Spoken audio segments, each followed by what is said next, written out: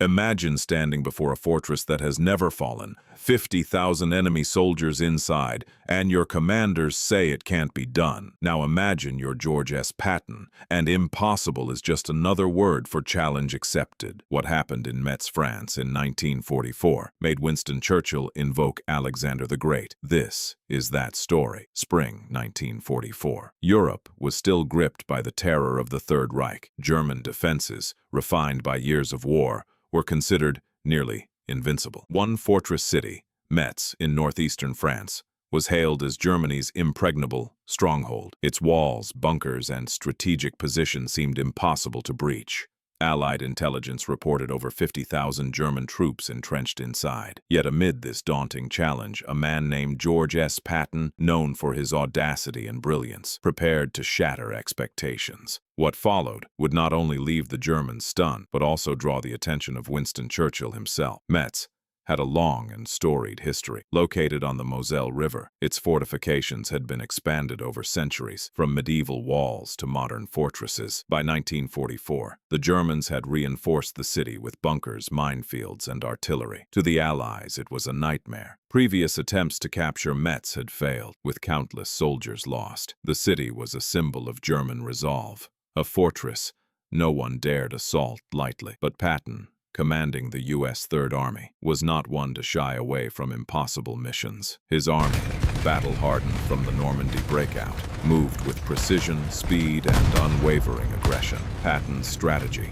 combined heavy artillery bombardment, continuous infantry attacks, and armored assaults that would eventually break the seemingly invincible defenses. On the morning of September 7, 1944, Patton's forces approached Metz, using deceptive maneuvers, feints, and surprise attacks. The Third Army encircled the city. Tanks roared through valleys, infantry advanced under artillery cover, and fighter planes strafed German positions. Metz, the fortress that had repelled countless assaults, began to crack under the pressure. Patton's leadership was both ruthless and calculated. He understood that speed and aggression could overwhelm even the strongest fortifications. Rather than waiting for a slow siege, he pressed forward with unrelenting force. His motto, "Lead me, follow me, or get out of my way," became reality as the Third Army carved a path through German defenses. Inside Metz, German soldiers were exhausted and demoralized. Their fortifications, thought impregnable, were under continuous artillery fire and aerial bombardment. Commanders tried to regroup, but Patton's rapid maneuvers left them scattered and disoriented. Reports from the front described chaos, trenches destroyed, bunkers demolished, and morale crumbling. The Germans had relied on Metz as a defensive anchor, believing that its natural and man-made defenses could hold for months. Yet, Patton's army moved like a storm, leaving little time for the defenders to recover. By mid-September, entire divisions were isolated,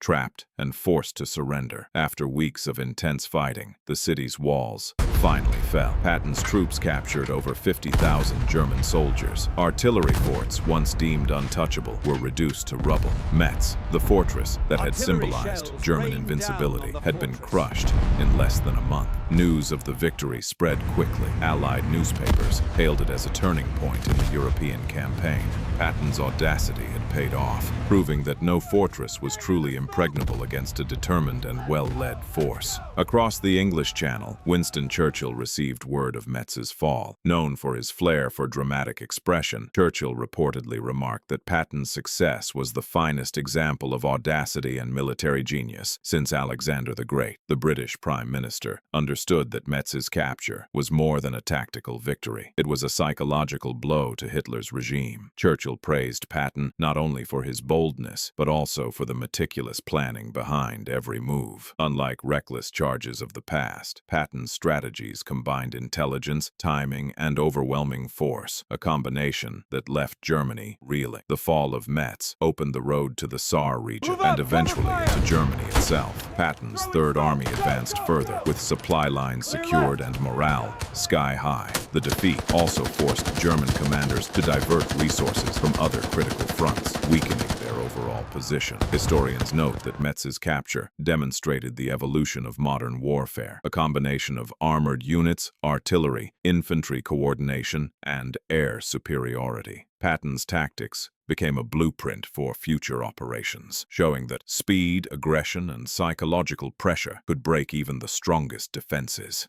Amid the military triumph, human stories emerged. German soldiers, weary and hungry, surrendered to the Americans. Civilians who had taken refuge in the city witnessed the destruction firsthand. Entire neighborhoods were reduced to rubble, and the war's human cost became painfully visible. Patton, often criticized for his harsh discipline, ensured that prisoners were treated according to the Geneva Conventions. The Third Army's orderly management of captured soldiers contrasted sharply with the chaos left behind in the city's shattered streets. Metz's capture cemented Patton's reputation as one of history's greatest generals. His ability to combine strategy, speed, and audacity became legendary. The story of Metz serves as a testament to the power of leadership and the consequences of underestimating an opponent. Churchill's admiration underscored the significance of Patton's achievement. The Prime Minister's recognition of military brilliance, even from an ally, highlighted the global impact of the Metz victory. In the annals of World War II, Metz stands as a symbol of courage, strategy, and steadfast determination. 50,000 German troops, entrenched in what was called an impregnable fortress,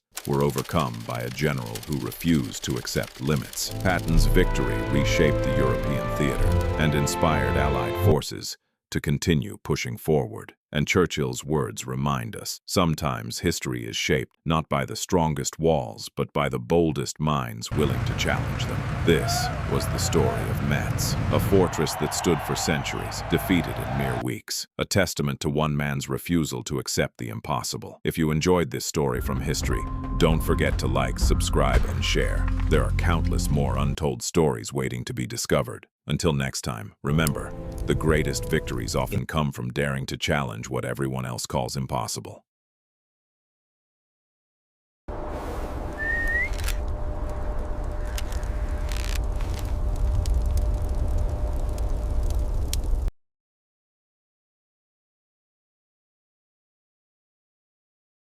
His ability to combine strategy, speed, and audacity became legendary.